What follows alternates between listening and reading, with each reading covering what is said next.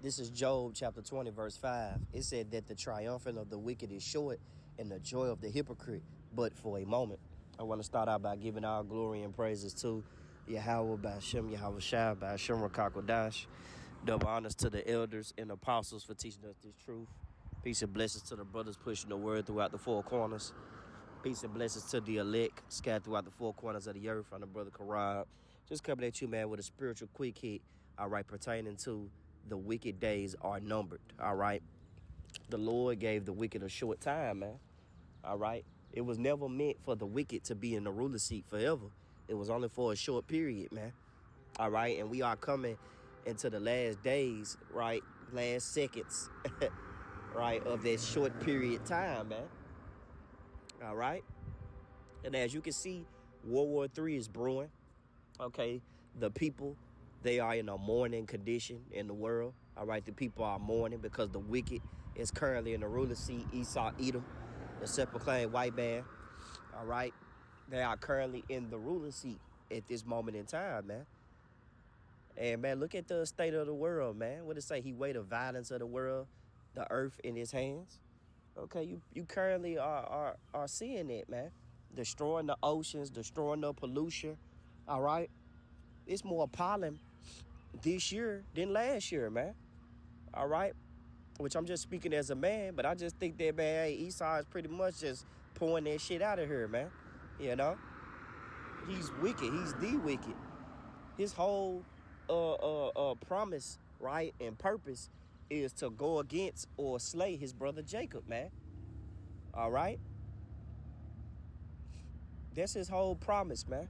And he won't stop until he complete it, man. This is a vile individual, man. This is a diabolical man. Okay? Ain't nothing good coming out of this man, all right, at all. Okay? So going back to Job 20 and 5, it said that the triumphant of the wicked is short and the joy of the hypocrite, but for a moment, man. This is only a moment, man. This is only a little nightmare, man. Sooner or later, man, we're going to wake up in paradise, man. Speaking of the nation of Israel, the Lord's chosen people, the Negroes, Latinos, Native Americans, and Indians, man. All right. Speaking of the next rulership that's going to come into play, like the scriptures say, Esau is the end of the world, and Jacob is the beginning of it. They follow it, man. And we're waiting on our end, man. I mean, we're waiting on our beginning, and we're watching our enemies' downfall, right? Because it tells you in the scripture.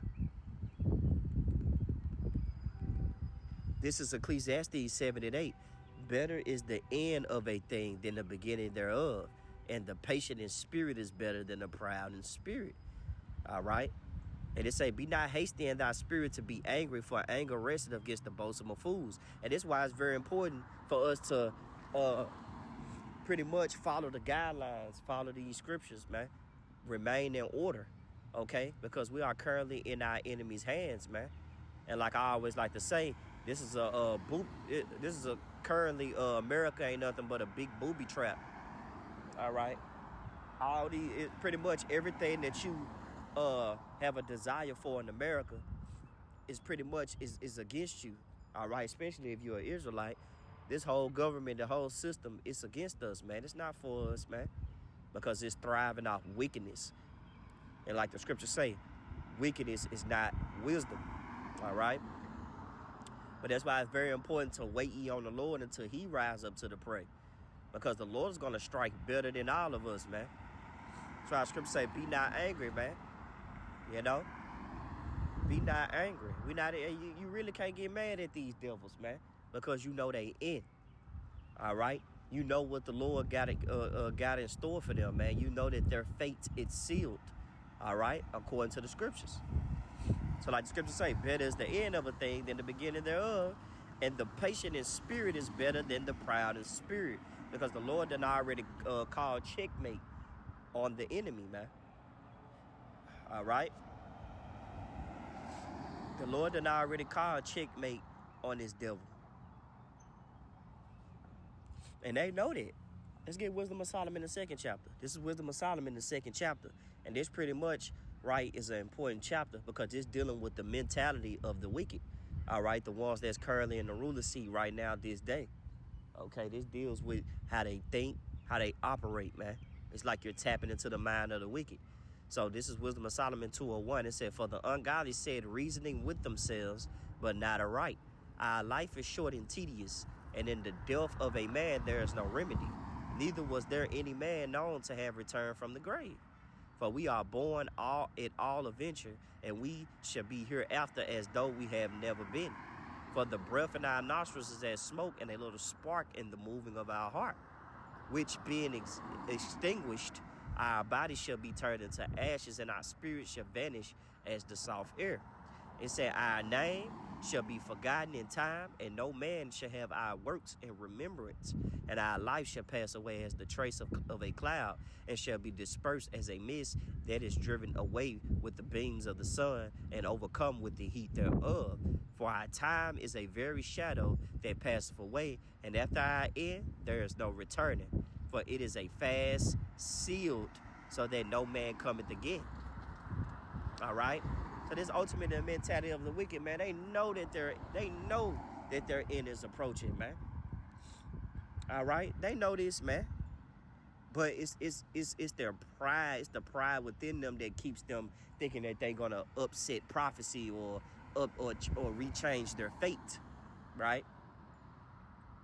So let's get Psalms 10:4. It says, the wicked through the pride of his countenance will not seek after Yahweh by Shema Shai. It said the Most High is not in all his thoughts. And what scripture follow up with that? 1 Thessalonians. All right, is it 1 Thessalonians 2nd chapter? Or is it 2 Thessalonians?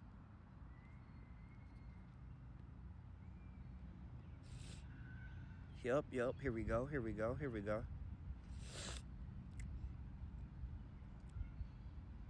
This is 2 Thessalonians chapter 2, verse 3. Let no man deceive you by any means, right? For that day shall not come except there come a falling away first. And that falling away first is mainly talking about Israel, how we fell from our heavenly state, all right? Because we was once in that ruler seat, man. Way before the wicked got in that ruler seat, man. We was Jake is the form of all things, man. Proper rulership, proper etiquette, all right? Kingdom mindset goes to Israel. We originated that. And who was there by our side? Yahweh by Shema Shai. He was there to guide us. But once we fell from our heavenly state because of sin, all right, because of transgressing the law, because of not fearing the Lord, because of worshiping idols, then the wicked slither his way through the ruler seat. And you can just see how everything is just turning out, man. All right, the whole earth is turned out, of course. Okay, because of this wicked man. You know, it's like the earth damn near fighting against the wicked. You see? The earth don't even want the wicked here, man. But ultimately, it all boils down to Yahweh Shema Shai, because ultimately the Lord is going to remove the wicked for good. Because, hey, it's not in him to stay for a long time. All right? It's not in him. The Lord didn't promise him that. All right? The Lord didn't give him a blessing like that, man. The Lord gave that man a short time to rule, and eventually he's going to be erased from the earth. This is 2 Thessalonians chapter 2, starting at verse 3. It say, let no man deceive you by any means, for that day shall not come except there come a falling away first, and the man of sin be revealed, the son of perdition. All right? Who opposeth and exalteth himself above all that is called God, or that is worship, so that he as God sitteth in a temple of God, showing himself that he is God. So this man has a God-like complex. Okay? So that goes back to Psalms where it say the wicked in his, through his pride and his countenance, will not seek the Most High. Esau don't believe in a God, man. He don't believe in a higher power. He thinks that he's the higher power. Meanwhile, the scriptures call him the unwise king. Okay? And this guy is an unwise king, man. He don't know how to properly rule. He don't know how to properly deal with resources. 2 Thessalonians 2:4, who opposeth and exalteth himself above all that is called God, or that is worship, so that he as God sitteth in the temple of God, showing himself that he is God. And how he's going to show himself that he is a God? Revelations 13:16, when he bring out his microchip. All right, when he bring out that device that you're going to have to use to buy or sell, man, or participate in his society. But the Lord said if you take his device and you worship his beast image, in the next chapter of Revelation 14, you're going to drink the cup without mixture. Pretty much, man, you're going to taste nuclear destruction, man. Because the Lord is not down with people that worship the beast system, that do as thy wilt. The Lord is not a fan of that shit, man. And that's why the wicked got a short time. You know? You could just imagine how the Lord feels just looking at the wicked, man. But he tells you in the scriptures.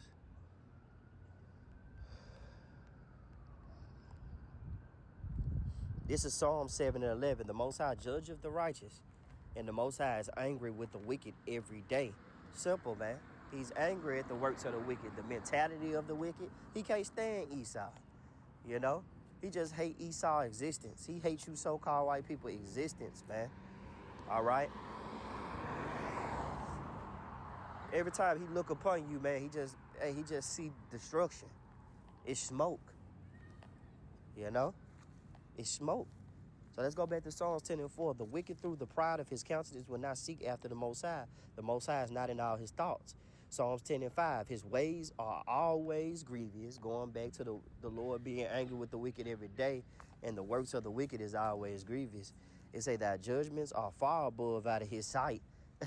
And that's cold, because pretty much he don't think that he's going to be judged. He don't think that he can be judged. He think the Lord is on his side. You know, he think the Lord is down with him, like agreeing with everything he's doing. Meanwhile, the Lord is against everything. Okay, ready to upset every plan that this man think he's gonna have a prosper in, man. Every plan, every device he think he's gonna achieve, the Lord's gonna upset it. Cause what? Prophecy. Psalms 10 and 5. It said, far above out of his sights, and as for all his enemies, he puffeth at them. And a great example of that is what's going over there in the war in that country, man. You know, what you had Trump say, man. Trump is an embodiment of the characteristic trait of America. All right, when Trump said, ain't no president doing the shit that I'm doing, man, that's pride, man. You know, ain't nobody better than me. You know, Trump in their oldest spirit right now, but he ain't doing nothing but showing how how prideful America really is. And according to the scriptures of, hey, this place is going to be wiped off the face of the earth, man. The Lord's going to destroy this place. All right. And that's going to be the great reward that we're currently going to be waiting for. Right. And you know, we opened up with Job 20 and 5. So I want to get it in the AI overview. It said that the triumphing, right, of the wicked is short. It said, in the joy of the godless, but for a moment. It said it means that worldly success, happiness, or prosperity gained through wicked or sinful means is only temporary, fleeting, and will not last, as the Most High governs final outcomes. Okay? So these things will not last. All right?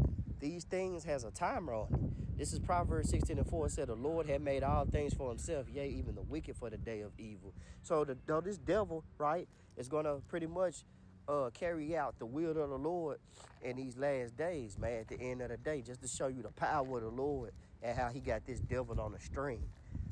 That war that's going on, and to a carnal mind, it looked like, oh, America starting shit and woo-the-woo-the-woo and this going on and that going on, you know. What's the matter? You know, what Trump think he doing? Man, y'all don't understand, man. That's the will of Yahweh Shema Shai. That's the Lord pushing his plan, man, letting you people know that he's not about to play around pretty much, you know. Everybody doing their will, right? But it's time for the Lord to execute his will, man, and his plans, and to show you people how the Most High feel. Y'all people about to feel what the Lord had been feeling for centuries, man, for years, before the world was even made, you know? What it say? Declaring the end from the beginning, man. The Lord already called chess on this, man. He already won, checkmate. And he's going to show it in the last days, man. Because one thing about the wicked is they pride. They think that they're doing everything. They think that they're handling things. They think that the bomb and atomic bomb and missiles that they're currently building, they think that it belongs to them, and it doesn't. All this is for the day of evil. And the Lord is going to let, pretty much let it loose on that day, man. Okay? So the wicked man, his numbers are short, man. Let's go ahead and get Job, right? This is Job 14:5. Seeing his days are determined, the number of his months are with thee. Who is that talking about when they say the number of his months are with thee? That's talking about Yahweh Shema Shai. And we just read in Proverbs 16:4 that the Lord created all things for himself, yea, even the wicked for the day of evil. So the Lord owns wickedness, man. That's the Lord's property. Okay? And the Lord owns time and fate, man. The Father, our Lord Yahweh was the Father of times. All right? Because ultimately, man, he know the days of the wicked, man. He know when they're going to be removed from power, man. That's why you just have to be patient in spirit. Okay? Like the scripture said, be patient in spirit. Better is them that are patient in spirit. Because, man, we're going to live to see the downfall of our enemies, man. All right? Job 14:5, seeing his days are determined, the number of his months are with thee, and thou hast appointed his bounds that he cannot pass. Simple, man. He got bounds that he cannot pass, man. The wicked days are numbered. All right?